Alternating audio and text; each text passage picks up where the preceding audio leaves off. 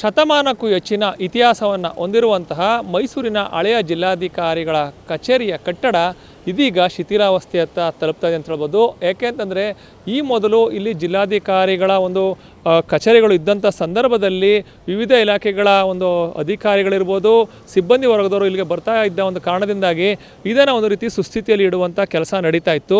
ಆದರೆ ಜಿಲ್ಲಾಧಿಕಾರಿಗಳ ಕಚೇರಿ ಒಂದು ಸಿದ್ಧಾರ್ಥ ಲೇಔಟ್ಗೆ ಅಂದರೆ ನೂತನ ಕಟ್ಟಡಕ್ಕೆ ಸ್ಥಳಾಂತರ ಆದ ಬಳಿಕ ಈ ಒಂದು ಹಳೆ ಜಿಲ್ಲಾಧಿಕಾರಿಯ ಒಂದು ಕಚೇರಿಯ ಕಟ್ಟಡವನ್ನು ಒಂದು ನಿರ್ಲಕ್ಷ್ಯ ಮಾಡಿದೆ ಅಂತ ಹೇಳ್ಬೋದು. ಇದೇ ಒಂದು ಕಾರಣದಿಂದಾಗಿ ಇಲ್ಲಿ ನಾವು ನೋಡ್ತೀವಿ ಈ ಒಂದು ಕಟ್ಟಡದ ಒಂದು ಗೋಡೆಗಳ ಒಂದು ಗಾರೆಗಳು ಕೂಡ ಉದುರೋಗ್ತಾ ಇದ್ದಾವೆ. ಒಂದು ನಾವು ಕೆಳಭಾಗದಲ್ಲೇ ತೀರಾ ಹತ್ತಿರದಲ್ಲೇ ಕಾಣಿಸ್ತಾ ಇದೆ.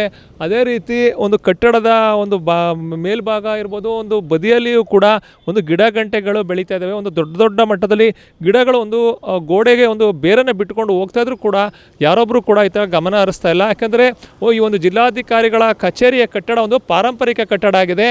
ಒಂದು 1895ರಲ್ಲಿ ನಿರ್ಮಾಣ ಮಾಡಿರುವಂಥ ಈ ಒಂದು ಕಟ್ಟಡ ಒಂದು ಸುಮಾರು 130 ವರ್ಷಗಳ ಇತಿಹಾಸವನ್ನು ಹೊಂದಿದೆ. ಹಲವು ದಶಕಗಳ ಕಾಲ ಈ ಒಂದು ಕಚೇರಿ ಕಟ್ಟಡವನ್ನು ಅಟಾರ ಕಚೇರಿ ಅಂತಲೇ ಕರಿತಾಯಿದ್ರು.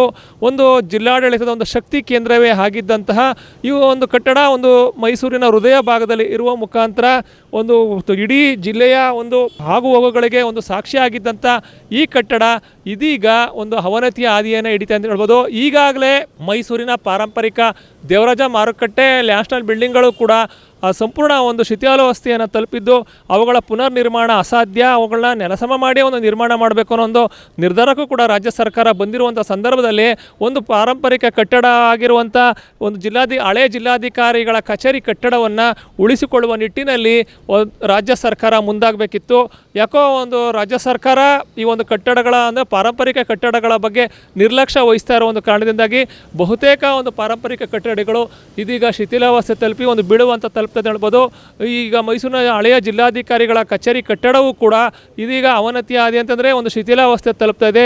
ಗಿಡ ಗಂಟೆಗಳು ಬೆಳೆದು ಇಡೀ ಕಟ್ಟಡ ಸಂಪೂರ್ಣವಾಗಿ ನಾಮಾವಶೇಷವಾಗುವಂಥ ಸಾಧ್ಯತೆ ಕಂಡು ಬರ್ತಾ ಇದೆ.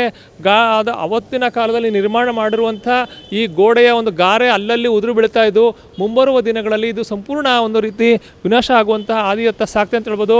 ಇನ್ನು ಮುಂದಾದರೂ ಜಿಲ್ಲಾಡಳಿತ ಆಗ್ಬೋದು, ರಾಜ್ಯ ಸರ್ಕಾರ ಒಂದು ಪಾರಂಪರಿಕ ಇಲಾಖೆ ಇತ್ತ ಗಮನ ಹರಿಸಬೇಕಾಗಿದೆ.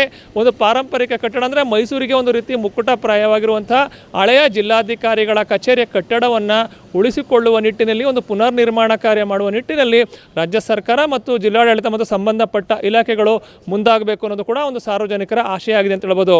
ಕ್ಯಾಮ್ರಾ ಪರ್ಸನ್ ಅರ್ಜುನ್ ಜೊತೆ ರಂಗಸ್ವಾಮಿ, ಪ್ರತಿನಿಧಿ ನ್ಯೂಸ್, ಮೈಸೂರು.